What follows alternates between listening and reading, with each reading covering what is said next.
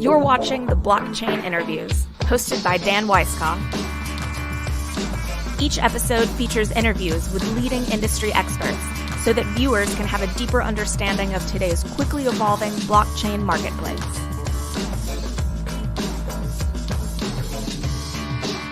I'm so excited today to have Andrew Kiguel on the Blockchain Interview Series. Andrew and I go back about 4 or 5 years. He's now the CEO and founder of tokens.com. But wait, he was also the CEO and founder of Hut 8 and also the banker of Hut 8 when it was just coming together. The perspective that Andrew brings is very unique as a banker and operator. And, the great part about Andrew is, sometimes we haven't always agreed. And that makes for great, robust discussion. So, Andrew, thank you so much for being on the show. And thank you for what you've done for the blockchain universe. It's not always easy, but it's very visionary. Thanks, Dan. Appreciate being on. So walk us through, your background. I gave a brief summary.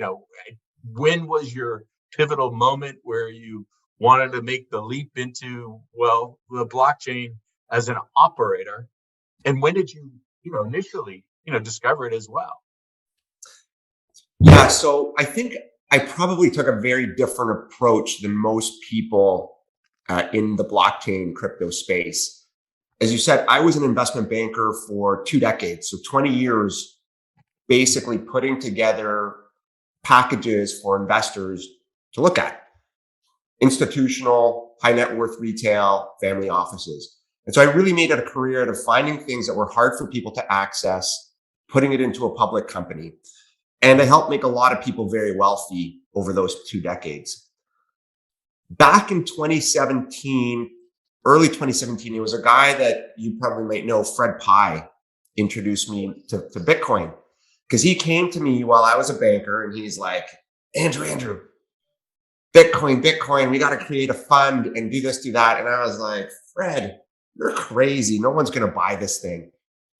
And pretty much like everybody else who initially looks and hears about Bitcoin, you're like, this is a Ponzi scheme. This is not real, but I'll do a little bit of research. 2 weeks later, I was like, this is revolutionary. It's amazing. Need to figure out how to get this into the hands of public market investors. But the first thing I did is I tried to buy it. And I don't, like, Dan, do you own some of your own Bitcoin? I'm assuming you should. Yes. That process is intimidating for a lot of people. Like, if you're a person that just likes hitting buy or sell in your existing portfolio, having to create a new account with what are firms that might be unfamiliar to, at least today you have a Coinbase or Binance, which have gained, strong reputations. But back in 2016, 2017, nobody had heard of these companies. My first Bitcoin purchase was done with a company called Zappo. If you remember Zappo, they're still around. Yeah. Zappo is frog in Spanish. And I was so careful. I actually flew to their Silicon Valley office to meet with them because I was like, I'm not sending you any money until I meet you guys and understand what's going on. But I took that extra piece of due diligence. But the whole process was still complicated. I had to send money to Gibraltar. And then fast forward, I was like, there needs to be an easier way for the public market investor to get exposure to this area. That's when myself and a couple of guys said, why don't we create a Bitcoin mining company that holds its Bitcoin? We take that public. And by virtue of that company being public, people will get that exposure to Bitcoin. Now, remember, this was back in 2017 when Grayscale still was early days and had a long hold period. I think it had a 6-month hold period on it. Nothing else had been regulated yet. So this was pretty novel to take a company public to give people exposure to Bitcoin that was really a miner. That was really how I started getting excited about all this, because when we started creating this, I think other people saw the value in it, and we attracted guys like Bill Tai, who everybody should know. Bill Tai, one of the most successful venture capital investors, possibly in history. He was the first outside investor in Zoom, early days, and a whole bunch of other huge names. and a really brilliant and kind individual. We also had attracted the likes of Mike Novogratz. And Mike Novogratz said, I need to be involved in this company. And so we amassed this board of, Bill Tye, Mike Novogratz, the CEO of Bitfury at the time, and a few other notable people. I had done all the structuring, the financial engineering. I was a co-founder of the business. And all of a sudden the company had a $500 million valuation before we even launched, and, a ton of money. And we were engaging in trying to find a CEO. And I don't know if people know this. We actually had another CEO in mind that we had all been interviewing. And he came in and he was like, I need this, I need that. I need you guys to pay for my I need $100,000 a year car allowance. And I was like, guys, I'll do this for next to free. Like I'm happy to take the leap. Pay me. I said, pay me in Bitcoin. I think I was the first CEO on the planet to get paid in Bitcoin. But anyways, so that was my leap into crypto, was really because we were trying to fill a need for public market investors, and my background really just lent itself to that. Well, by the way, I'm glad you didn't hire, and I don't want to know who that person is.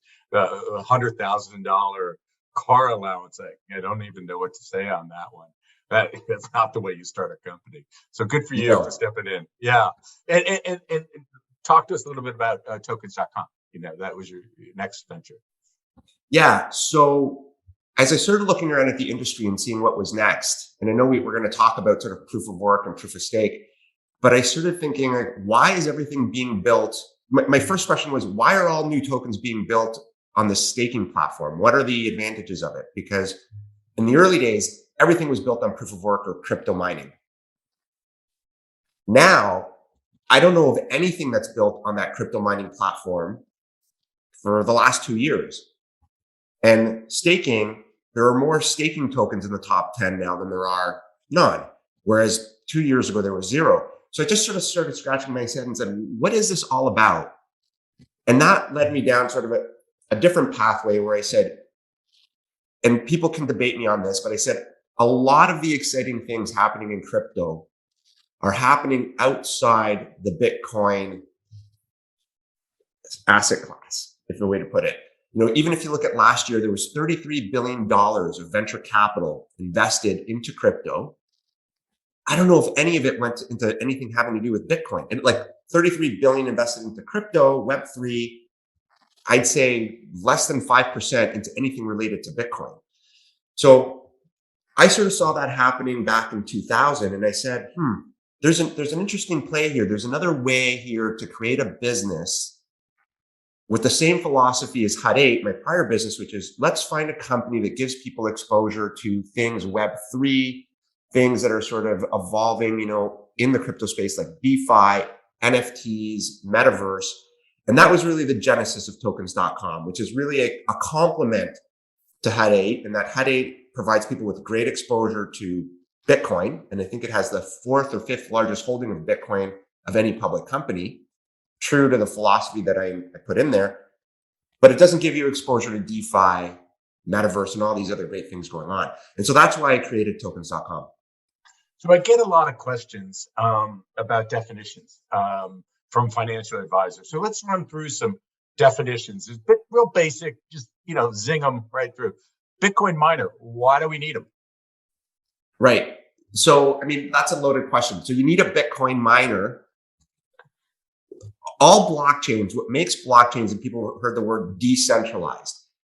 What essentially that means is, and rather than having one focal point of authorization, that it is spread out, much like the chart behind you, all over the world, where there's miners who contribute to validating these blocks. And so crypto mining is an odd term, but really it's just a group of people that get paid to support the Bitcoin network. And that's why you need to have them. Yeah, I wish personally we could evolve by calling them crypto processors or something different than miners. It just doesn't necessarily make a lot of sense as a definition, but right, that's what we are. Proof of work, proof of stake. Let's think through them here. Yeah. So this, every time I say this stuff, I get a lot of the Bitcoin maximalists get very upset. But I think someone said this to me last night, that Vitalik, the founder of Ethereum, the key mind behind Ethereum, recently stated that proof of work is dead. Dead. I don't want to quite go that far, but I don't think he's entirely wrong. And I'll tell you why. So proof of work versus proof of stake.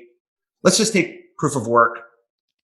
A brilliant piece of technology that was developed back in 2008 and was really deployed for the first time into Bitcoin.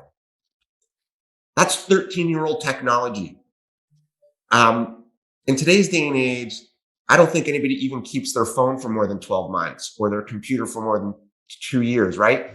We're dealing here with 13-year-old technology. And if you were to ask me, whoever Satoshi was who developed Bitcoin, whether a group of people or an individual, I don't think they ever looked 13 years down the road and said, this is going to be processing this quantity of transactions. This is going to be impacting every type of consumer technology on the planet. And I don't think they anticipated the invention of the ASIC chip.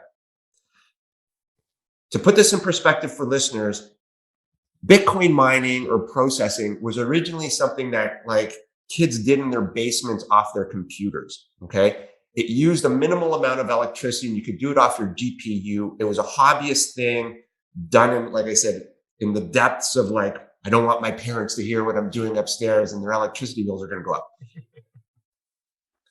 The invention of the ASIC chip came several years after Bitcoin mining had been being used. And what an ASIC chip did, it's a specialized chip that basically does what the GPU chip does, but times like 1,000. It's just like incrementally better.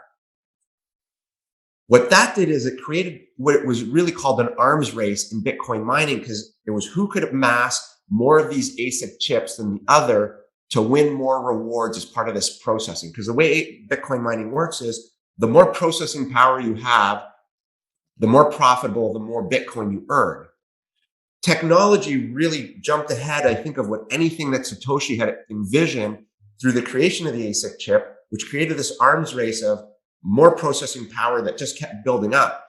And what you have today in supporting the Bitcoin network is a tremendous amount of electricity use. Now, I think that there's a tremendous amount of value. Nobody calls up Wells Fargo and says, you're using too much electricity to protect my capital or to run your operations. Yet when it comes to Bitcoin, everybody's like, too much electricity, too much electricity.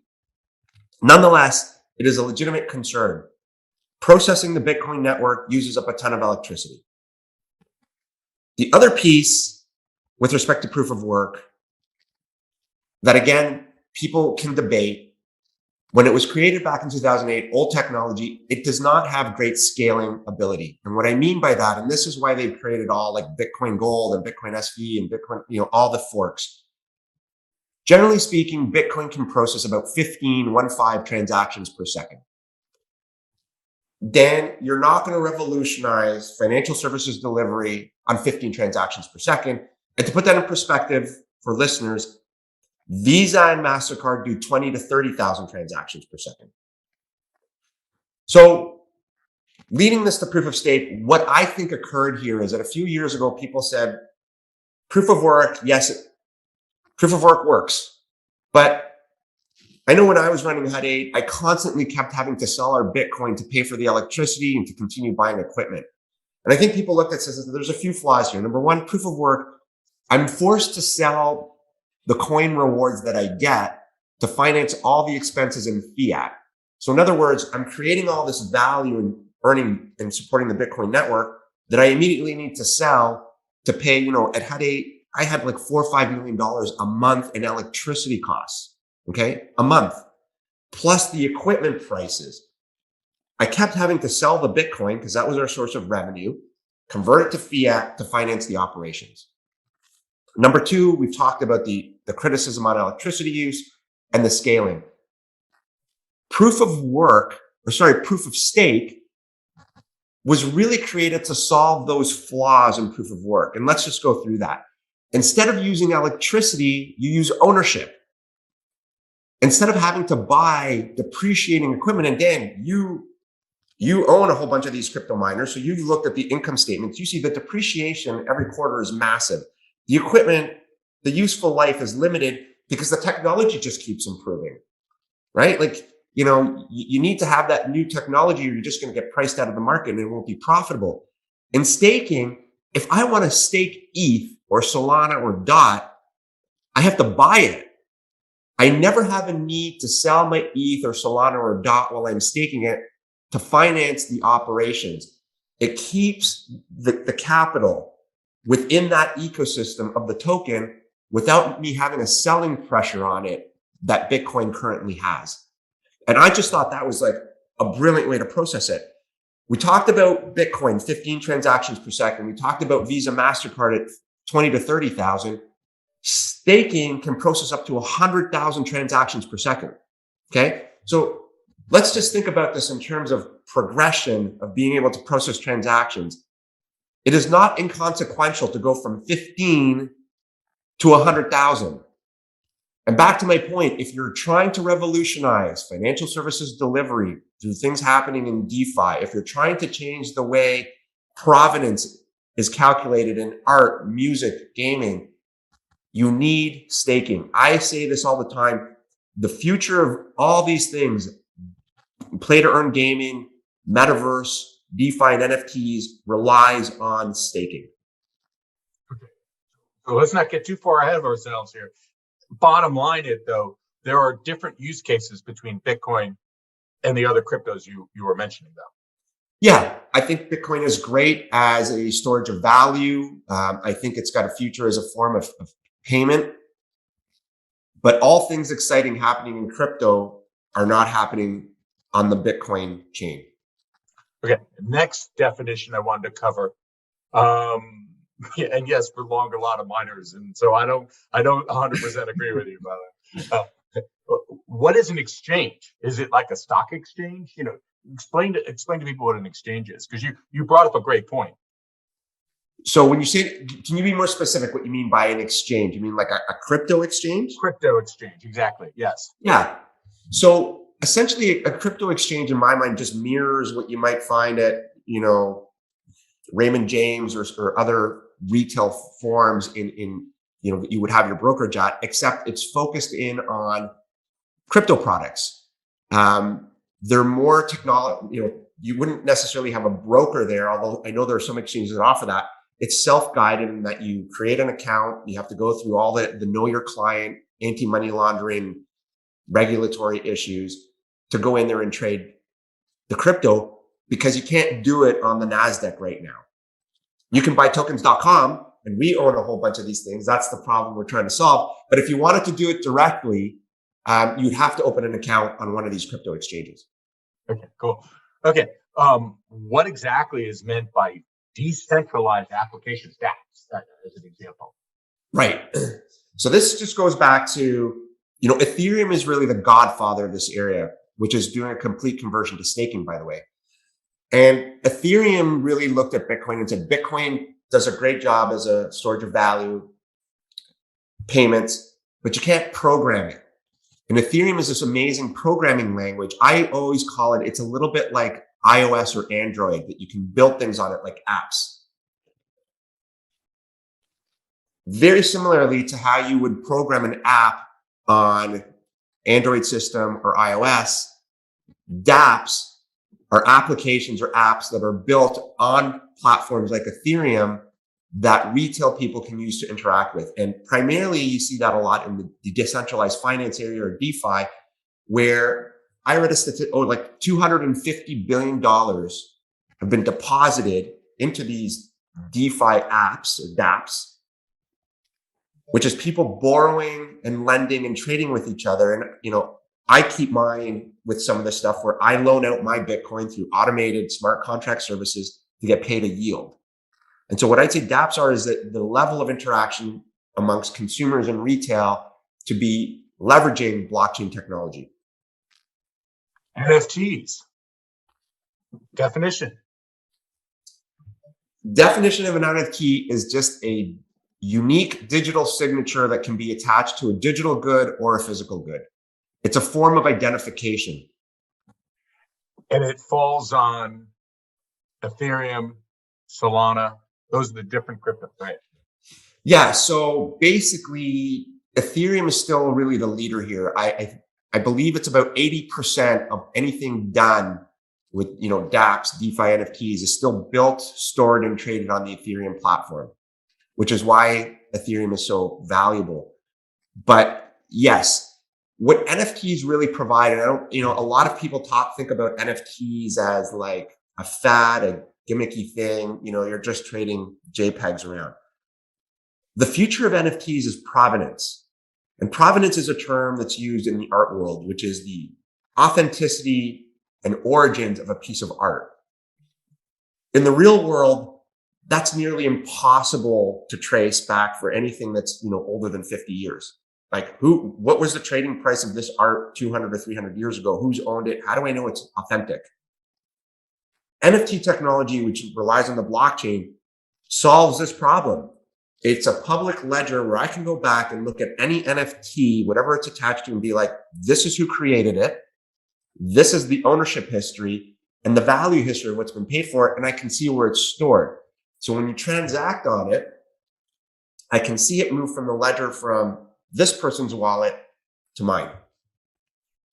Love it. Okay. So last two definitions, which do you want to go to first?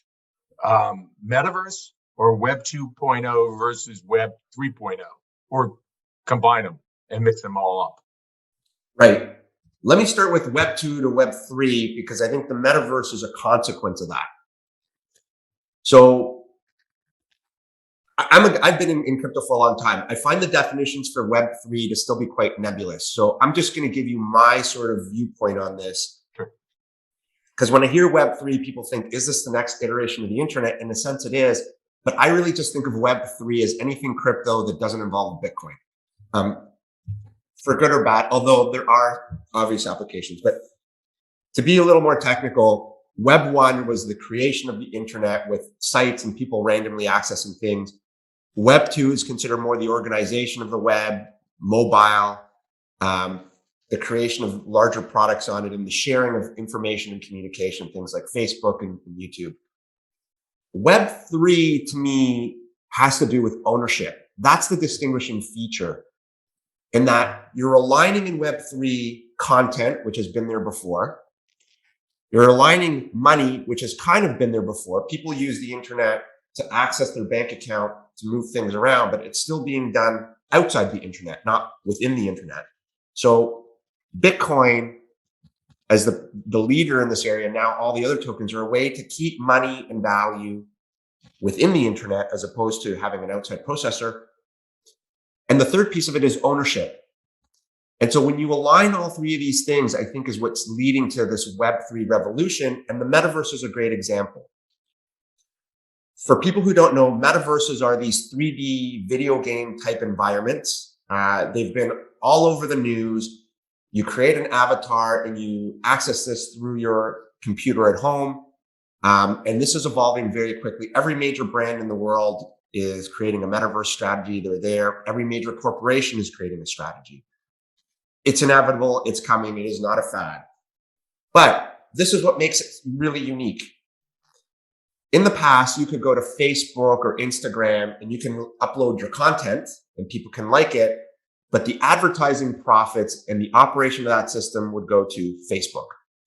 You could go to things like Roblox or Minecraft or even Second Life, where the experience is created for you by the corporation and the advertising revenues and everything done within it flow to them. The difference with Web3 is that you have this ownership piece that sort of slides in, and the new metaverses that are built on blockchain technology allow you to essentially buy a piece of the game and make a decision as to how you want to use that part of the game or that real estate to contribute to the community that's there. It's perfect alignment because you're buying a piece of the land, so you want to see that environment succeed. You want to create immersive experiences. That's very different because if you can monetize within that game, you're in a sense being a mini Facebook or Instagram or any other social platform because you're part of contributing to that community. I read a really good example of this yesterday, but Las Vegas. So Las Vegas 100 years ago was desert. And then slowly people start, everyone's seen, knows a little bit about the history, but, the first casino, and then it just builds. Yeah. If you could go back and buy land in Vegas as you were kind of knowing, hey, this is going to be where people go and meet for entertainment, you'd be like, that's great. I'm going to buy the land now and I can create various forms of, might be a grocery store, might be a nightclub, might be a restaurant. You don't know. The community contributes to that. The metaverse is the same thing. People who are buying there are contributing to what this is going to look like. We, in a sense, are like the Facebook and creating what the feeling and experience is going to be. That's never been available before to the consumer. Yeah, so I read, and I don't know how accurate these numbers are. The problem with random research pieces is you got to be skeptical about them. What kind of numbers are you seeing as far as value, revenues? I mean, put your banker's hat on for a minute, right? Are we talking about $50 billion market, $100 billion, or a $1 trillion market in the next couple of years, or today? So hard to pinpoint what it is today. And this is an interesting question. When I think about Web3 and the metaverse, I think of this as a multi-trillion-dollar business. And the reason why is this is going to impact every single type of consumer technology that is used today. So let's just walk through that. Would you say social media is a $1 trillion business in the world? Yeah. When you combine it together. This is the next iteration of social media. Sure. Would you say gaming is a $1 trillion business? Probably close. This is the next iteration of gaming. How about computing? NVIDIA, like the chips, the GPU chips, the graphic cards. Definitely a $1 trillion business. Everyone has a personal computer. The graphic cards are going to have to adapt to what's happening in the requirements of the metaverse. The hardware. So let's talk about brands, online shopping, music. When you start thinking about the consequences of all this, think about, let me give listeners an example of why this is so profound. There was a music concert held in Decentraland in October that attracted over 50,000 unique visitors. Okay. This was some of the top DJs in the world. There was a light show, various stages. And there were obviously advertisers there. Think about yourself if, as a retailer or a brand, that you are able to go there and hold an event. We're hosting a big fashion show in March in Decentraland. But as a retailer or a brand, you can go in there and advertise your merchandise or your brand to hundreds of thousands of people all at the same time, regardless of where they are geographically located. And you can do it in their own native language. That's powerful. Think about the fashion show that we're doing versus a real fashion show like London Fashion Week or New York Fashion Week, Miami Fashion Week.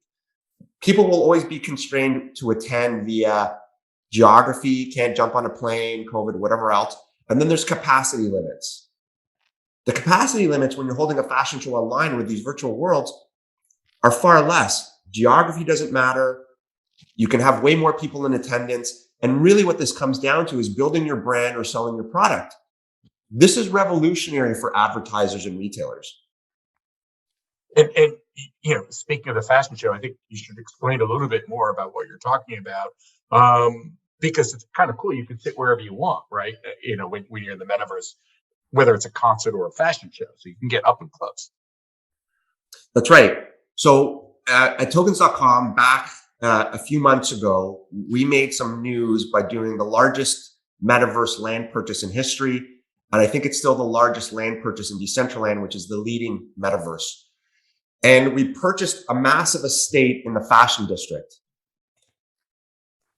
At first, when the news hit, I got a lot of weird responses. A lot of people who were like, there was a very famous financier, a multi-billionaire who tweeted, he retweeted the sale and was like, basically said, this is the dumbest thing I've ever seen. This makes the tulip bubble look like Warren Buffett. I, of course, tweeted back that if he gave me his flip phone cell phone number, I'd fax him some information on the purchase. But let me explain to you the rationale and what people don't understand. And this goes back to the Vegas analogy. We're pre-purchasing land that we can determine how it's used in an area that's going to be hosting multi-millions of people in the near future. Okay. Just like buying land in Vegas 80, 100 years ago, as the city is being developed and constructed. What we're doing with that land now is we've teamed up with Decentraland, so the actual organizers of the virtual world, to host what is going to be a massive fashion show starting March 24th. It's a multi-day event. I think this is going to be the most widely viewed live fashion event in history. I think we're going to attract 500,000 unique visitors to this. And let me explain why.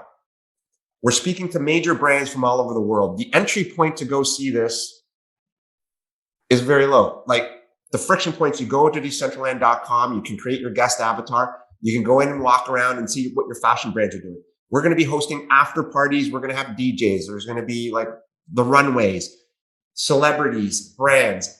The curiosity factor for people is going to be massive, that they're just going to go there and be like, I want to see what the heck my favorite brand is going to be doing on a virtual fashion show. We've had real life models approaching us that want to walk the runway. We have brands like, I can't reveal the brands just yet, but I think if you were to list off sort of the top 10 brands in the last 20 years, we're in conversations with all of them. So the curiosity factor is going to be huge. It's happening on our land. We are the virtual landlord. We're participating in this, but let's think about the revenue opportunities here. If you are any brand in the world, you need to find a way to have a presence at this show. It's going to be history making. Nobody's done something like this in the past, and you're going to have all these eyeballs. And let's think about some of the people that might be attending.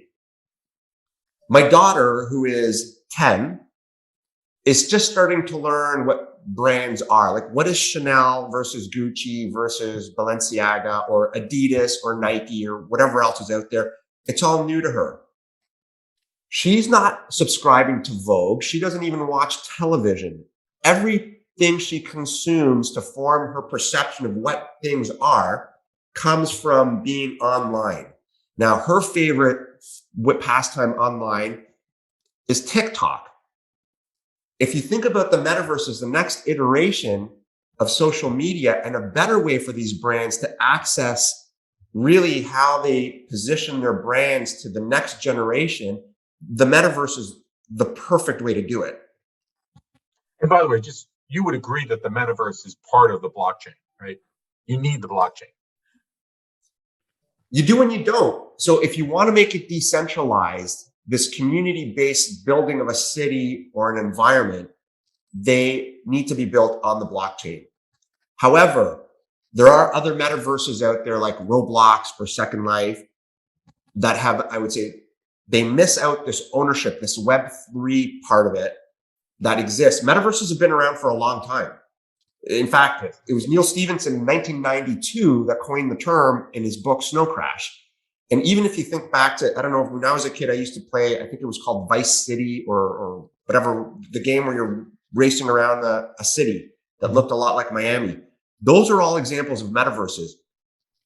The metaverses built on blockchain allow this sort of other piece to come in, which is the ownership, the self-contained economies, and the ability to contribute to the community in the build that haven't been there before.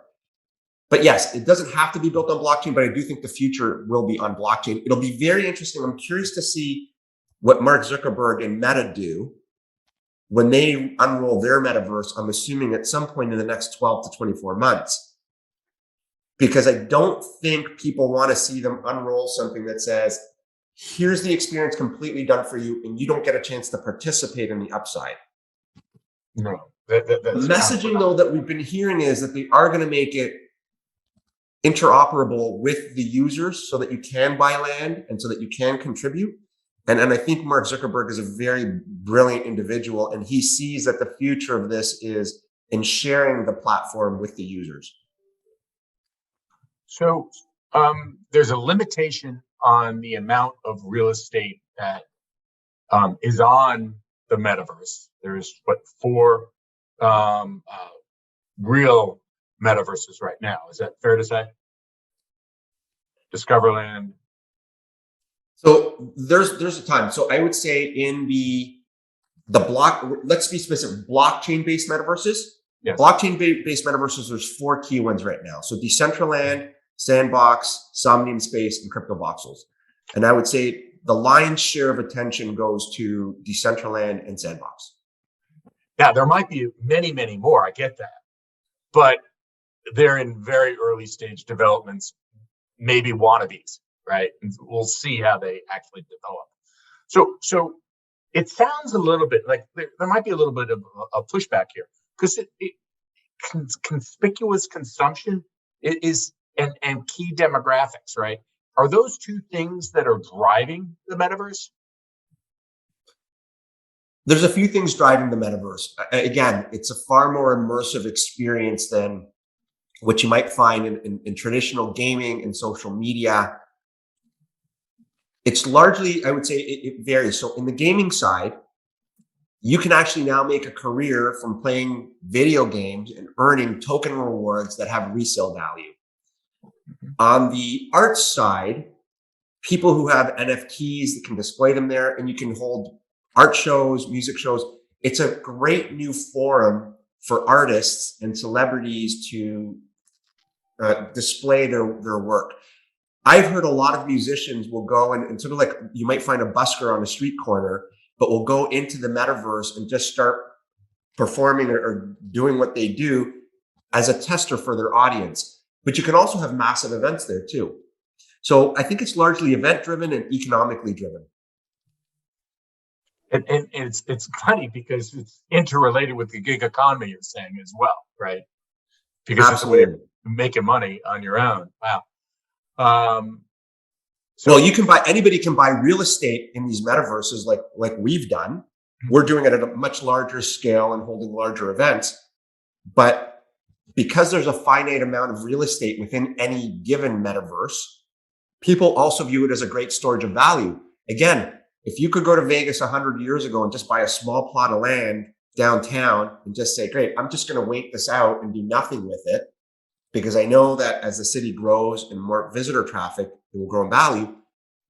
There is that aspect to the metaverse as well that you also see in something like Bitcoin. There's some interesting similarities and attributes between Bitcoin and owning land in the metaverse.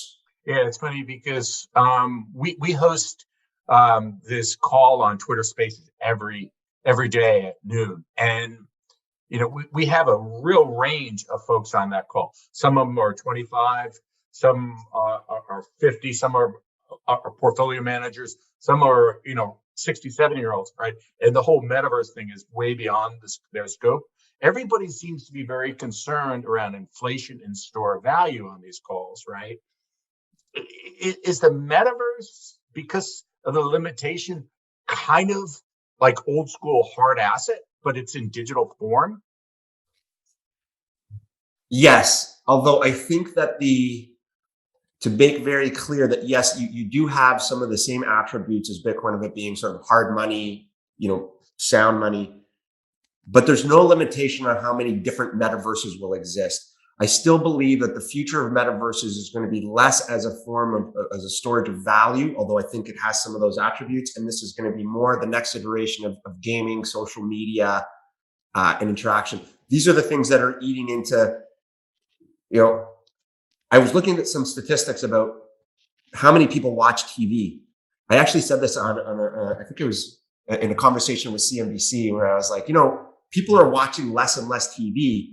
Because the question to me was, doesn't this preclude people from going outside and interacting normally? And I said, well, it's too late for that. People are already addicted to social media and the internet. It's a migration of gaming and social media users to the metaverse. And it's actually just cannibalizing people who watch TV, because in my mind, nobody under the age of like 30 orders cable anymore. Now, I grew up with cable, so I'm like, we have to have cable. I'm the only guy that watches cable TV in my house. My wife, who's a little bit younger than me, she's like, what is this? Why do we pay for this? That's the group that's going to be migrating to the metaverse. It is the people that we traditionally associate with watching TV. Yeah, because they can go to the community and enjoy the people, right? And engage on the metaverse, so it's more dynamic than watching I don't know, Miami Vice. Right. I like Miami Vice. Well, but here's another thing. I've seen movie festivals in the metaverse. One particularly related to Star Wars, where they were just doing like the back-to-back movies of Star Wars, where you could watch the movie and then sort of in the corner also talk to people. Sort of simulates the experience of going to a movie theater, which I thought was really interesting. So maybe in the future, you could see virtual movie theaters where the new James Bond movie or whatever comes out, and you can buy a ticket for a couple of dollars and go and virtually watch it on your screen while sitting to people. Maybe you actually have to like shush people around you for making noise. Or maybe you can be James Bond in the movie. That's right. And play that role, right? I'm so excited about this as an opportunity in general. I struggle, like a lot of folks, trying to put my arms around it and understanding the limitations. So anyway, your role at tokens.com and how you're going to capture it, as a banker, how do you approach things from a cash flow standpoint when you're buying land, as an example? So you mean valuation? Yes, that's something that's relevant in this world, in the real world, right? For sure. Is it relevant in the metaverse world? It is. And we apply the same metrics from the real world to the metaverse. So we look at the comps. What has sold in the neighborhood for what prices in the last while? We look at the foot traffic or the visitor traffic in this case. We look at the potential uses. So contiguous plots of land are more valuable than a sole plot of land. We look at the locations, who our neighbors are, what else is near there. And so, there's 3 rules to buying real estate in the metaverse: location, location, and location. Sounds familiar. Right? Sounds familiar. We apply the same rules. And it's the same thing if you were going to go buy a house. It's not a commodity. When you're looking in a neighborhood to buy a house, the first thing you look at is what has been sold around it. What are the things that appeal to you in that neighborhood that you can use? How close is it to other things? We do the same analysis when we're buying things in the metaverse. Okay, so on all these interviews, I try and ask the wild card questions, right? And when I look out 5 years from now, what am I going to say, looking backwards? Oh, that was so obvious. Why wasn't I paying attention to that in the context, not just the metaverse, but the blockchain overall? Yeah, I think the first thing when we think about metaverses is that there's going to be many of them around. Just like there's various social media platforms, there's going to be various metaverses, and some will find niches in things like education. Some will be more event, concert driven. Some might be like workplace safety. Like imagine the ability to recreate the inside of an automotive factory or a power plant and be able to train your workers remotely. I think education is going to be a massive area there. And that the technology is going to continue to improve along with this. But, this is going to be very pervasive in the future. And I think just the way we use social media today, it's going to just blend in. It's funny, you talk about education, and I'm thinking about my son, and he loves, like you were talking about, gaming, and he loves sports, right? And watching him, he's immersed, and does he love school? Not so much, right? But he's got to do it, right? Being more involved would improve his grades, I'm sure. Will, I hope you're listening. Absolutely. Think about what about higher education, Dan? Imagine you could have the leading medical experts or doctors in the world training people in a three-dimensional world where you could actually perform virtual operations, and you could be accessing and training students from all over the world. Doesn't matter where they're geographic. They don't have to be in the same location anymore. Think about the value of that. Yeah. No, absolutely. Okay, so besides the metaverse here, what other industries should we be looking at as being impacted by blockchain? And I have to exclude the fintech industry as well. Right. I think it's really going to impact everything. I had a conversation last night with somebody talking about, Web3 and carbon credits. I really think my vision is this is just going to be seamless to the point where people don't actually realize that everything is going to move to some form of blockchain, because it's that ability that the same technology that enables NFTs is going to become so widely spread amongst the ownership of everything, because it's the authenticity, verifying the ownership history and the origin of something is just going to be everywhere, but we're not going to notice it. It's just going to slowly slide in. And then I think people will look back and be like, hey, I remember that smart guy Dan talking about this a few years ago. But yeah, that smart guy Andrew, as well as Dan, hopefully. Thank you so much for doing this interview. Always appreciate learning from you and engaging with you in the metaverse. Thank you very much. We'll meet next time in the metaverse. Absolutely. See you, Andrew. Bye.